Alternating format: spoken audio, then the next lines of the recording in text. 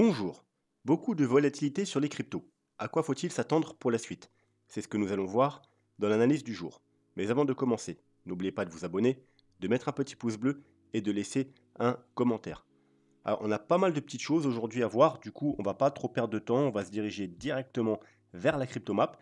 Et ce qu'on peut voir, c'est que dans l'ensemble, elle est plutôt rouge, tout simplement parce qu'on a eu une rechute hier assez violente. Donc là, c'est en train de remonter, mais la plupart des altcoins, ils n'ont pas encore récupéré les niveaux auxquels ils se trouvaient hier. Donc map rouge, mais pas catastrophique, hein, c'est du en gros moins 2 à moins 5% globalement. Il y en a déjà par contre quelques-uns qui ont déjà récupéré, qui ont même surpassé les niveaux auxquels on se trouvait hier. Voilà, Atom, GLD, etc. etc. Le CryptoFear, toujours dans les 50, hein, toujours aussi inintéressant, donc on ne va pas s'attarder dessus. On y reviendra si il passe sous les 50 ou au-dessus des 70, mais pour l'instant, c'est pas une zone qui va nous intéresser des masses. Le dollar, toujours pareil, hein, toujours en train de travailler son gros support long terme. Donc, pas de changement depuis les dernières analyses. Donc, si vous voulez en savoir un peu plus sur le dollar, allez voir la vidéo de lundi. Donc, si je ne me trompe pas, c'est celle-là. Voilà. Bitcoin non panique ou pas en début de vidéo. Une bonne analyse du dollar.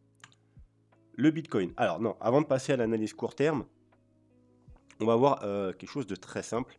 Tout simplement pour que vous voyez les niveaux importants et les enjeux.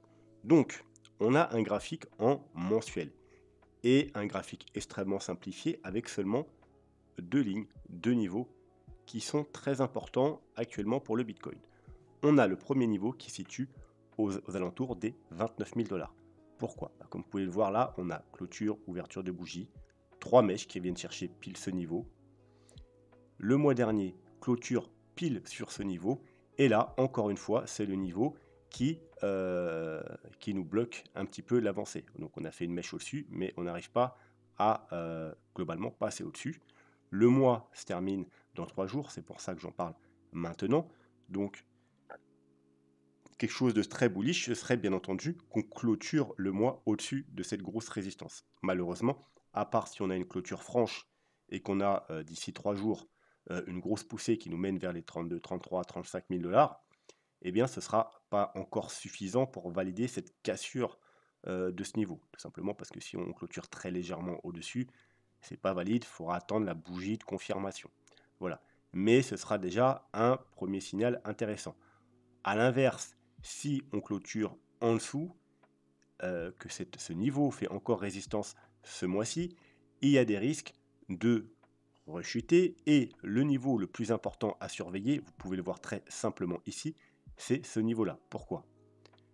Depuis qu'on est passé en dessous ici, donc au mois de juin, il a fait résistance ce mois-ci. Vous voyez, une mèche clôture.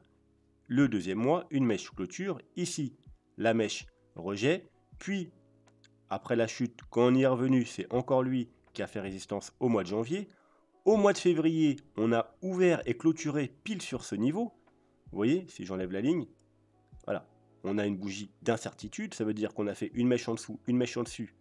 Mais globalement, à la fermeture, on était exactement au même niveau que le niveau d'ouverture. Donc, niveau extrêmement important qui sont aux alentours des 23 000 dollars. C'est le gros support, c'est le niveau à surveiller en cas de correction sous les 29 000 dollars. Si on corrige après, donc bien entendu, ce sera ce niveau ensuite qui sera très important. Mais pour l'instant, tant qu'on est dessous les 29 000 dollars, c'est ce niveau qu'il faut regarder. Et c'est ce niveau également qu'il ne faut surtout pas casser. On l'a cassé ici. Il a fait résistance pendant 1 mois, 2 mois, 3 mois, 4 mois, 5 mois, 6 mois, 7 mois. Le dernier mois avec une bougie d'incertitude. On ne savait pas si enfin on allait le casser ou si on allait rechuter. Donc on l'a cassé. On est venu chercher le niveau très important au-dessus des 29K. Donc maintenant, il n'y a aucune raison de repasser en dessous. Repasser en dessous nous remettrait dans cette zone-là de, on va dire, de bear market. Donc, pour rester bullish, il faut à tout prix garder ce niveau des 23 000 dollars. Donc, ça tombe bien, puisque c'est exactement ce niveau que les différents indicateurs nous ont donné, donc que ce soit les moyennes mobiles, le ruban des moyennes mobiles, Ishimoku et d'autres indicateurs, ils nous ont dit que même en weekly, il fallait éviter de repasser en dessous ce niveau. Alors bien entendu, on peut faire une brève excursion, une petite mèche ou quoi que ce soit, mais du moins les clôtures au moins weekly et encore moins mensuelles ne doivent surtout pas passer en dessous les 23 000 dollars. Donc le graphique ne fait juste que confirmer ce que nous ont donné les indicateurs dans les analyses précédentes. Donc du coup, lundi et mardi. Donc pour plus de détails, si vous voulez des analyses weekly, allez voir les vidéos de lundi et de mardi. Voilà, donc clôture du mois, si on clôture au-dessus de ce niveau, c'est plutôt bon signe, mais si ce n'est pas une clôture franche, il faudra bien entendu attendre la confirmation le mois prochain pour vraiment valider la casse sur ce niveau, et on pourra bien entendu espérer aller beaucoup plus haut.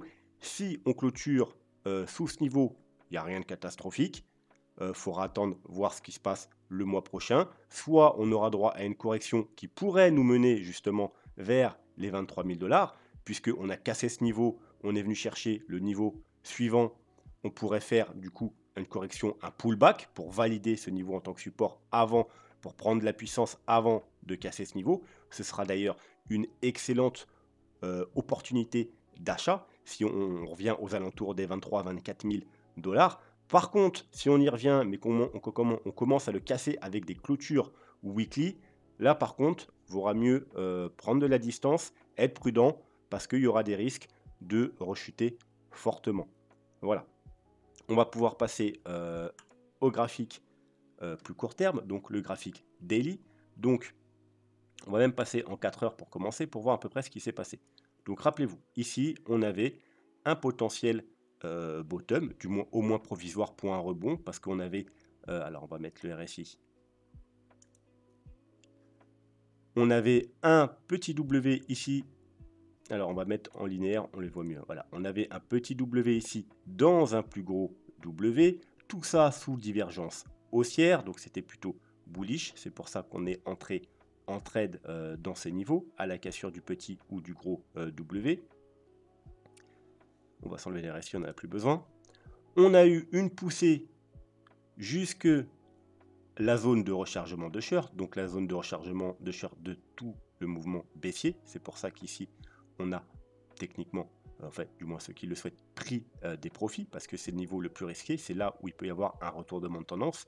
C'est ce niveau-là qui décide, grosso modo, si ça, c'est juste un rebond pour corriger ce mouvement, ou si c'est une reprise de la tendance haussière. Si c'est juste un rebond, eh bien, on est rejeté de ce niveau. Si au contraire c'est une reprise de la tendance haussière, on va casser ce niveau. Donc on a eu un fort rejet, mais on n'est pas revenu faire des plus bas. On n'est pas revenu faire des plus bas, donc techniquement ceux qui sont en trade sur le Bitcoin, eh bien avec le stop en dessous ce niveau-là, ou même en dessous ce niveau-là, comme je vous ai donné, eh bien vous êtes toujours dans le train. Vous avez pris des petits profits ici et vous êtes toujours dans le train. Et depuis, on a eu un fort rebond inverse, donc vraiment une extrême volatilité. Alors, le rejet là, c'est tout à fait normal. La force de ce rejet et la rapidité, ça, c'est probablement dû à une news quelconque. Donc, j'ai pas été voir les news. Moi, je vais très rarement voir les news, enfin, du moins pas de manière quotidienne, hein. Chaque semaine, des fois, je vois un peu ce qui se passe dans le monde des cryptos, mais les news ne m'intéressent pas parce que c'est pas elles qui créent les mouvements, elles ne font que les amplifier ou les accélérer. Voilà. D'ailleurs, vu que ça s'est repris très fortement, alors je ne sais pas qu'est-ce qu'il y a, mais je vois bien une news potentiellement qui a dû être annulée, puisque un mouvement qui est aussi violent vers le bas, c'est souvent une news négative. Et ensuite, soit c'est une news qui est annulée, soit c'est une news qu'on se dit, bah finalement non, c'est pas si négatif que ça comme news, et ça reprend. Voilà. Quoi qu'il en soit, ça change rien au plan. On va se revenir en daily. Donc, alors, c'est pas les bonnes bougies. Hop, voilà. Donc, pour l'instant, il n'y a encore rien de validé. On est toujours dans un simple rebond avec un potentiel bottom ici. Pour confirmer un peu qu'on a trouvé un bottom ici, bah, il y a deux choses à faire. Déjà, il faudrait reprendre ce canal haussier. Vous voyez qu'on était dans un canal haussier là, qu'on a cassé ici. Pour l'instant, on est dans un simple pullback. On n'a pas réussi encore à clôturer. Vous voyez qu'ici, on l'a dépassé largement, mais rejeté. Et là, on est encore en train d'essayer. Donc, il faudra attendre la clôture daily. Si on arrive à le réintégrer, c'est plutôt beau signe. Et deuxièmement, bien évidemment, il faudra casser cette zone de rechargement de short pour pouvoir aller faire des nouveaux plus hauts. Voilà. Et bien évidemment, lorsqu'on arrivera en haut du canal, il faudra également être prudent. Pourquoi pas prendre ceux qui sont en trade un deuxième take profit au cas où la prochaine montée ne soit pas une montée to the moon, mais juste une toute petite poussée supplémentaire pour ensuite corriger plus fortement. Et ça, justement, on le verra avec le plan Elliott Wave. C'est une des possibilités. En ce qui concerne mon trade, alors moi, je me suis fait un peu avoir, tout simplement parce que comme je vous l'ai dit hier, je voulais prendre le trade que je vous ai donné ici, donc je l'ai pris. Mais vu qu'en ce moment, je teste Kraken et Kraken ne permet pas de prendre deux trades sur le même actif, j'ai décidé du coup de le prendre sur un altcoin. Donc voilà, donc moi je l'avais pris sur Atom, seulement Atom, contrairement au Bitcoin, vous voyez, donc moi j'ai pris mon entrée au trade ici, à la cassure du triangle. Et contrairement au Bitcoin, lui, il allait faire des nouveaux plus bas. Donc, heureusement, puisqu'on a eu une forte montée, mon stop a été placé au point d'entrée. Donc, j'ai rien perdu, mais du coup, je suis plus dans le trade. Puisqu'il y a eu une forte cassure vers le bas. Et c'est le cas d'ailleurs pour pratiquement tous les altcoins. Voilà.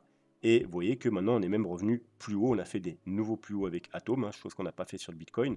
Donc, le mouvement d'hier, à quoi il a servi? En tout cas, il n'a pas servi à sortir ceux qui avaient pris des trades ici sur le Bitcoin ou même un peu plus haut et combien un stop classique ici. Mais en tout cas, au niveau des altcoins, il a dû bien faire le ménage puisque clairement tous ceux qui sont entrés en trade dans cette partie-là, eh bien avec un stop raisonnable, ils sont sortis et même encore plus parce que si on dézoome, regardez, voilà, on est même venu faire un plus bas par rapport à ce niveau. Donc globalement, tous ceux qui sont rentrés à partir de là, donc du mois de janvier, ouais, dans toute cette période-là, et qui avaient un stop par exemple en dessous, les plus bas qu'on a connus durant toute cette période-là, c'est ici, eh bien ils sont sortis. Voilà, donc, et puis c'est un peu le cas, hein, je vais prendre un autre altcoin, j'en sais rien, je vais prendre Link par hasard. Et vous voyez que Link, c'est pareil, ceux qui sont entrés là, ils sont sortis, et regardez, même tous ceux qui sont entrés là, et même là, ouais, vous voyez qu'on a fait un plus bas. Donc tous ceux qui sont rentrés ici à partir du mois de mars dans toute cette phase-là, et qui avaient des stops, par exemple en dessous le plus bas, ce qui est un peu logique, eh bien ils sont sortis. Donc ce mouvement-là, il n'a pas fait le ménage sur le Bitcoin, mais en tout cas, il a dû faire un gros ménage sur les altcoins. Je parle bien sûr, pas sur le spot des altcoins, hein, je parle de tous ceux qui tradent les altcoins avec du levier, donc qui ont des stops raisonnable, eh bien, adieu tous les petits trades, dont j'en fais partie. Voilà, bon, c'est pas grave. On en reprendra un nouveau. En plus, parce que on pouvait pas prendre, enfin, de manière raisonnable, ici, on peut prendre un trade puisqu'on a une structure, etc. Là, on n'a rien. Vous voyez que je suis en 4 heures. Hop, hop, il n'y a rien. Y a pas, on peut pas, j'ai pas pu re-rentrer parce qu'il n'y a pas. Alors, je suis pas sur le. Bon, que ce soit sur le Bitcoin, mais encore moins sur les altcoins. On va repasser sur Atom. C'était pas possible de rentrer là-dedans. Pourquoi? Il n'y a aucune structure. Voilà. Il n'y a aucune structure. Il y a d'ailleurs, enfin, il n'y a aucun niveau spécifique. On est même venu faire un plus bas. Donc, il n'y avait pas moyen d'entrer, disons, de manière traditionnelle. Voilà. Donc de manière prudente. Voilà, donc je ne suis pas rentré dans le trade tout simplement parce qu'il n'y avait rien. Quand il y a un W bottom comme ça, si on n'est pas sur une très très grosse zone flagrante de support, et en plus avec une très grosse mèche, c'est très rapide, hein, même si je vais en 1 heure, vous voyez, il n'y a rien, hop, et on remonte direct. On ne peut pas rentrer. Donc voilà, ça, ça a vraiment servi à empêcher les gens de reprendre des trades sur les altcoins tout simplement parce qu'on est venu tout liquider et on a fait un rebond direct, sans structure, sans possibilité de rentrer en toute sécurité. Ensuite, la Bitcoin dominance. La Bitcoin dominance, on est en train, alors pas validé, hein, de casser par le haut. Alors, vous savez, casser par le haut, ça veut dire une Bitcoin dominance qui continue à monter, ce qui voudrait dire que le Bitcoin continuerait à surperformer les altcoins et donc que on n'aurait pas droit à une altcoin saison, du moins pour le moment. Voilà. Donc, qu'est-ce qui pourrait se passer? Tout dépend en fait si le Bitcoin doit continuer à monter ou pas. Si on a un Bitcoin qui va continuer à monter au moins sur du court terme, et que ça continue à monter, bah, c'est tout simplement que tout le monde va monter, mais les altcoins, il va surperformer. Ensuite, si par-delà, on a une correction, eh bien, ça continuera aussi à monter, ce qui serait plutôt pas mal. Vous voyez, à peu près comme là, ce qui s'était passé là.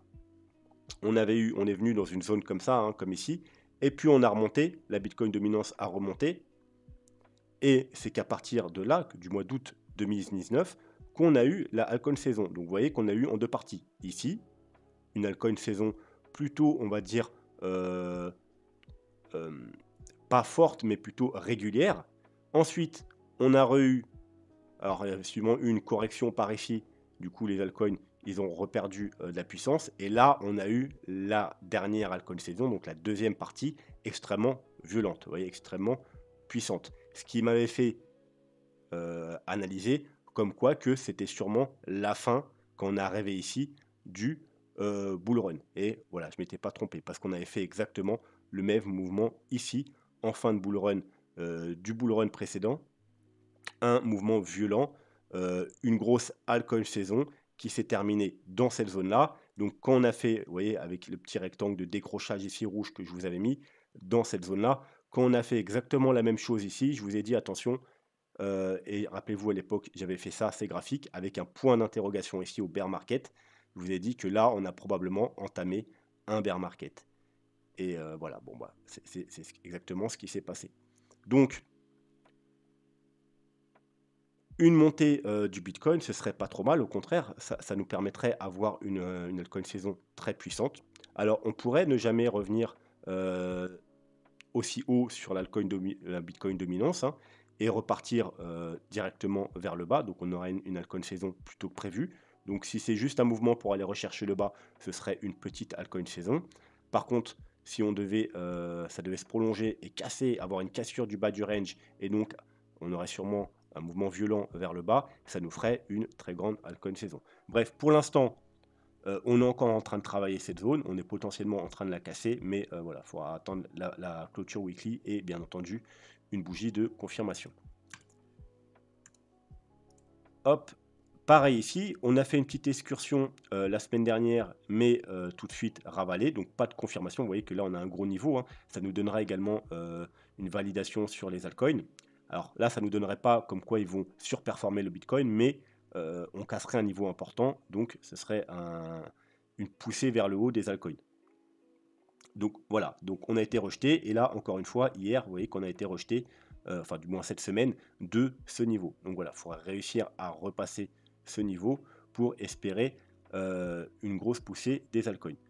L'Ethereum BTC, donc c'est pareil, ça nous confirme la Bitcoin dominance, nouveau rejet de la trendline, on est à nouveau sur un support, mais encore aucune confirmation de altcoin saison, parce qu'il faudrait dans un premier temps casser cette trendline baissière, et ensuite, bien entendu, donc ce sera un premier signal intéressant, et l'ultime validation pour vraiment une grosse altcoin saison, parce que vu que l'Ethereum en général il lit des autres altcoins, ce qu'on peut voir sur l'Ethereum, on le voit en général sur la plupart des autres altcoins, il faudrait tout simplement casser ce range ici. Vous voyez que là, on a une belle, on va appeler ça une Ethereum Season, une consolidation, et pour avoir une nouvelle Ethereum Season, il faudra dans premier temps casser ici et casser ici pour espérer une nouvelle jambe haussière comme on a eu lors du précédent bull run.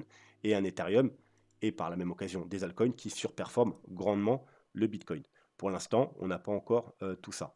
Et si on va du côté de BNB, parce qu'on l'avait vu BNB BTC la dernière fois, voilà, rappelez-vous, la dernière fois qu'on l'a vu, on était pile poil là, on se disait, ah, potentiellement, on est à un niveau clé, si on casse, c'est bon signe, mais pour l'instant, c'est rejet. Vous voyez, on est dans un bull flag, hein, c'est bullish, hein, c'est pas bearish, c'est un bull flag. Après une montée, on descend en escalier dans un drapeau, c'est une configuration bullish, mais bien entendu, faut valider. Pour ça, il faudra casser vers le haut. Voilà, un peu comme on avait ici, on avait une montée, un triangle, on a cassé et on a pu avoir on va appeler ça BNB Season. Voilà, donc là c'est pareil. Si vous êtes par exemple dans le Bitcoin et que vous êtes intéressé par le BNB, à la cassure de ce bull flag, eh bien il serait opportun d'échanger des Bitcoins contre du BNB, parce que le BNB va sûrement avoir une nouvelle poussée haussière et donc surperformer pendant un certain temps le Bitcoin. Et ce sera probablement le cas de tous les autres altcoins par la même occasion. Voilà. Mais pour l'instant, il n'y a toujours aucune confirmation de altcoin saison. On est sur des niveaux clés, mais pas encore de confirmation. Ensuite, le plan Elliott Wave. Petit update rapide sur le plan Elliott Wave. Donc, vous savez qu'on a deux plans. Premier plan, une vague 1 qui a été faite, une vague 2 qui a été trouvée. On est dans une grande vague 3. Ensuite, on aura une vague 4, une vague 5. Voilà. Donc, ensuite, chaque sous-vague doit être décomptée en 5. Donc là, on a 1, 2. Alors, je ne sais pas pourquoi elles ne sont pas affichées. On a 1, 2, 3, 4, 5. OK, c'est fini. Donc là, pour l'instant, on aurait fait une vague 1, on est dans une vague 2, ensuite il y aura 3, 4, 5. Donc maintenant, la question à se poser, c'est est-ce que justement on a trouvé un bottom ici? Est-ce que la vague 2 est terminée? Donc selon les statistiques, vous savez qu'une vague 2, ça doit retracer entre 0,5 et 0,618. Quand je dis ça doit, c'est-à-dire que 70% du temps, une vague 2 retrace entre 0,5 et 0,618, d'où le rectangle vert. Mais ça peut aussi, bien entendu, avec des probabilités très inférieures, ne retracer seulement qu'au 38,2 et dans d'autres rares cas au 0,236. Donc là, pour l'instant, vous voyez, on n'a même pas atteint... alors, on va pouvoir effacer ça parce que j'ai mis une petite marque. Hein, voilà, les 0,38,2. On n'a même pas atteint les 0,38,2. Alors, on s'est arrêté juste avant. Donc, ça n'empêche pas l'autre. Hein. On a peut-être que 20% de chance que ça arrive, mais 20% de chance, ça veut dire que 2 fois sur 10, ça y arrive. On est peut-être justement dans ces 2 fois sur 10. Au niveau du temps, on doit corriger ce mouvement-là, donc un mouvement qui a duré 10 mars jusqu'au 14 avril, grosso modo 1 mois et 4 jours, donc 1 mois. Et là, on a corrigé 24 et on a dit quoi 14, 10 jours. Donc, une correction de 10 jours pour un mois de hausse, c'est raisonnable, il n'y a pas de problème. Niveau du timing, c'est possible. Voilà. Mais pour l'instant, rien n'est fait. Vous voyez qu'on pourrait être dans une première vague, une première par exemple A. Alors, ça peut être ABC ou WDXY, on s'en fout, c'est pas le problème. C'est juste un mouvement en 3 temps. Donc, on peut être dans une A, là dans une B, et puis ensuite venir une C, venir chercher les 0,38,2 ou même ici. Voilà. Tant qu'on n'a pas cassé déjà la zone de rechargement de short, on est toujours dans un rebond. Par contre, si on commence à casser les zones de rechargement de short, la probabilité qu'on soit dans un rebond diminue fortement. Alors, elles ne sont pas nulles, puisque vous savez qu'il y a ce qu'on appelle des flats.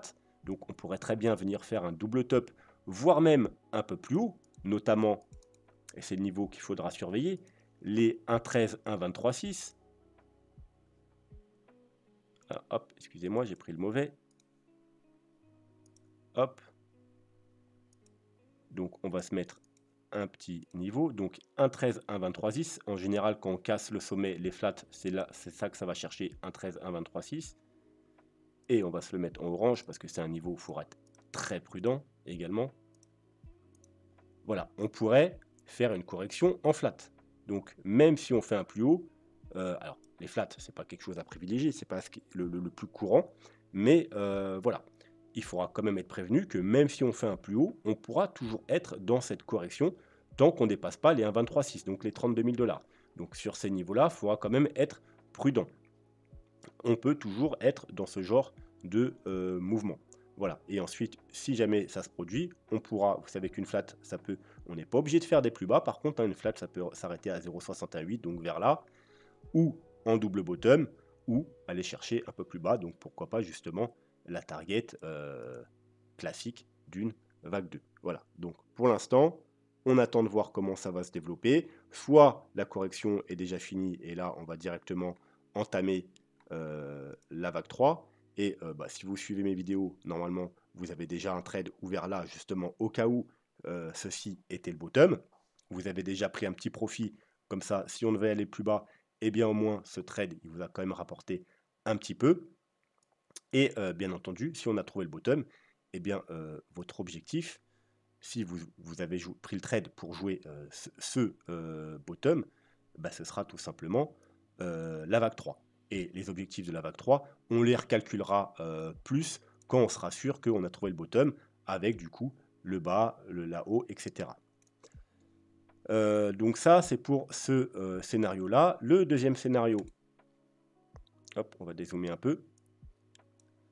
Lui, on 1, 2, 3, 4, 5. Donc du coup, on est seulement dans la vague 1 blanche et on essaie de trouver une vague 2 blanche. Donc, dans cette configuration, par contre, il est impossible d'avoir trouvé un bottom ici.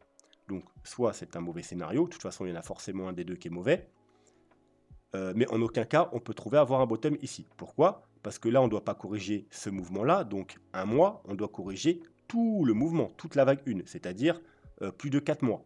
Et 4 mois de hausse ne se corrigent pas en 10 jours. Donc 4 mois de hausse peuvent se corriger en 3 semaines, en 1 mois, en 2 mois, mais pas en 10 jours. Donc si on est dans ce scénario-là, c'est sûr que on n'ira pas forcément beaucoup plus bas, ça c'est pas une certitude, mais en tout cas ça prendra beaucoup plus de temps. Donc au moins un range. Au moins un range. Et pareil que pour l'analyse précédente, on pourrait aller faire, on pourrait être dans une flat, hein, donc on pourrait très bien avoir fait une vague A, une vague B et une vague C, qui peut s'étendre un peu plus longtemps, parce que vous savez qu'une flat, c'est en 3 mouvements baissiers, 3 mouvements haussiers, et ensuite 5 mouvements, tout simplement, vous l'avez là, la flat. Hein. Hop. Même c'est même pas ça. Non, d'ailleurs, c'est pas là que vous l'avez, la flat, c'est tout simplement là. Hein. Vous dézoomez. Voilà, vous l'avez là, la flat, en jaune. A, B, C. 3 mouvements baissiers, 3 mouvements haussiers, 3 mouvements baissiers. Vous l'avez là en rouge hein, également. Voilà. Vous l'avez là, la flat, en plus grande échelle. Ce qu'on a fait, le bear market, c'était une grosse flat. Donc, on pourrait, pour cette 2, avoir une flat. Donc, même si on fait un nouveau plus haut, ça n'annule pas ce plan, parce qu'on peut être dans une flat et aller rechercher. Alors, ce coup-ci, les objectifs, ils sont plus bas, puisque tout simplement, on corrige tout ce mouvement. Les objectifs, c'est les 0,5, 0,618 principaux. Donc, c'est 23 200, 21 300. Comme je vous ai dit la dernière fois, d'après les analyses, il ne faudrait pas passer sous les 23 000. Donc, je privilégie quand même ce niveau-là, donc les 23 400. C'est le gros support qu'on a vu notamment en début de vidéo. Donc, ce serait parfait. Alors après, hop, voilà, comme ça. J'ai bougé le mauvais. Est-ce que je vais réussir à l'attraper? Voilà. Mais on pourrait également, bien entendu, ne pas aller rechercher les 0,568, mais encore une fois, aller chercher seulement les 0,382 et qui se trouve, on va mettre un petit niveau. Hop. Vers les 25 000 $. Voilà. Donc ce serait retester le gros niveau des 25 000 $. Avec bien entendu, on peut très bien faire une petite mèche en dessous hein, également pour aller chercher aux alentours des 24. Mais globalement, on tiendrait en clôture ce niveau-là. Voilà, donc on pourrait également s'arrêter là. Et on n'est pas obligé de faire une flat, parce que pour l'instant, on pourrait être dans une ABC traditionnelle. Ou dans toute autre chose, hein, vu que c'est le début de la correction, on pourrait très bien être dans un triangle, dans une W, X, Y, XZ. Bon, là c'est encore beaucoup trop tôt si on est dans ce scénario, vu que c'est une correction qui doit durer un mois, voire plus. Ce serait tout le début. Hein. Voilà, donc là pour l'instant, on ne sait pas savoir du tout dans quel scénario on est. En tout cas, la correction doit durer plusieurs semaines, voire un mois ou plus, et je dirais aller au moins atteindre les 0,382, donc les 25 000 $. Voilà, donc ça c'était la petite update sur les deux scénarios. Je pense qu'on va s'arrêter là pour aujourd'hui. Demain, il n'y a pas de vidéo parce que je ne suis pas là, je serai chez un ami parce qu'ensuite samedi matin, je pars, je redéménage. Donc demain soir, je vais déjà partir de l'appartement où je vais passer la nuit chez un ami parce qu'ensuite il habite dans la gare où je vais partir. Donc voilà, tout simplement. Donc demain soir, pas de vidéo. Le week-end, pas de vidéo parce qu'en plus je serai en plein déménagement. Et du coup, normalement, si tout se passe bien, lundi, je serai à nouveau installé et vous aurez, comme d'habitude, votre vidéo lundi sur l'analyse weekly, peut-être même du coup l'analyse mensuelle, hein, on fera une grosse analyse du coup lundi. Et voilà, donc moi sur ce, je vais vous souhaiter un bon week-end et je vous dis à lundi. Tchuss.